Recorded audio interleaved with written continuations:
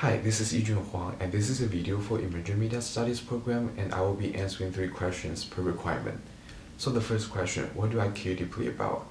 I think as a journalism student, I really care about what's happening around the world. Like right now, the fight in Australia is heartbreaking, but also the political tension between America and Iran right now.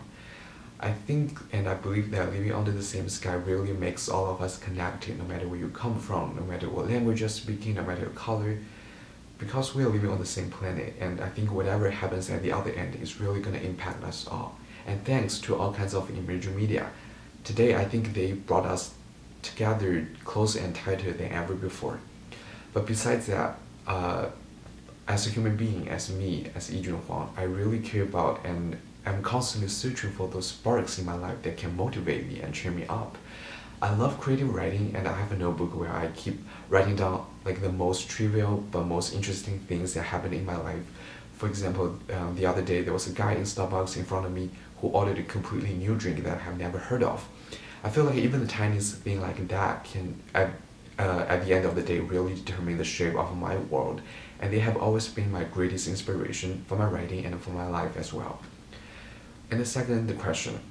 Well, to be fair, I'm already a BU undergrad, so that would be if I stay in BU, what would I want to experience? I would definitely want to experience and learn something more that I didn't have a chance as an undergrad.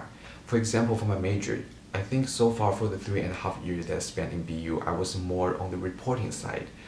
I have been dealing with my pen, my notebook, and my social media. I have been writing news story, I have been going out on the street and interviewing people. But for my graduate school, I definitely want to see more, like what's more in this industry and what's beyond what I have learned so far. I would want to see like what new media and new technologies have been influencing our life. I think in this rapidly expanding industry, you really need to work hard to keep up the pace. And studying those new technologies is definitely one great way to keep up the pace. And third question, I think the answer is very simple and straightforward.